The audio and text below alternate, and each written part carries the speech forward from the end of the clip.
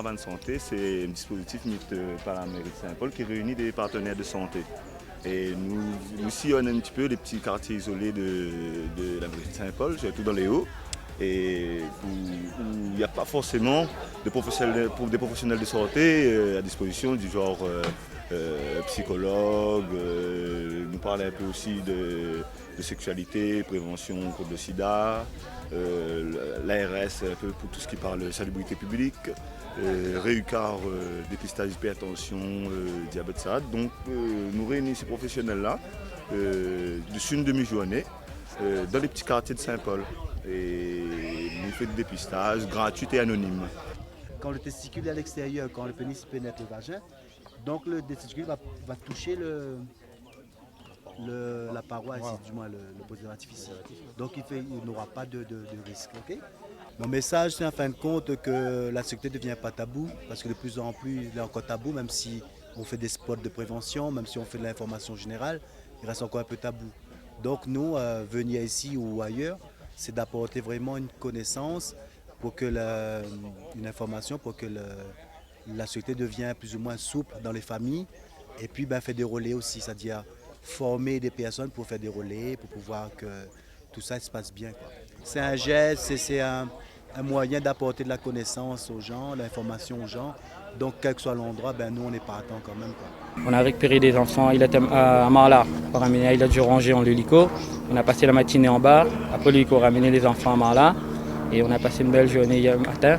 Et j'espère qu'on va passer une belle journée aussi aujourd'hui sur Rocheplatte. Notre stand va consister avec la caravane santé à faire un dépistage sur les maladies cardiovasculaires et notamment auprès de la population de Rocheplatte en leur faisant passer une tension, une glycémie, un tour de taille et en évaluant les facteurs de risque cardiovasculaires d'après l'étude Interart.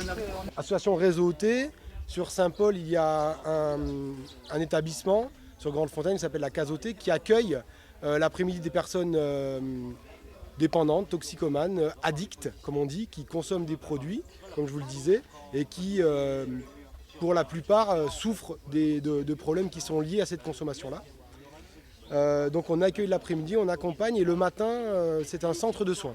Un centre de soins qui donc accompagne des personnes qui sont dans une démarche de changement, qui font des demandes pour être accompagnées médicalement, socialement,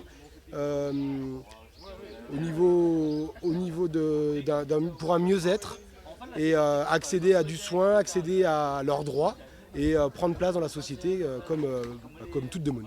Aujourd'hui on est venu pour cette opération donc avec un atelier d'observation sur les moustiques.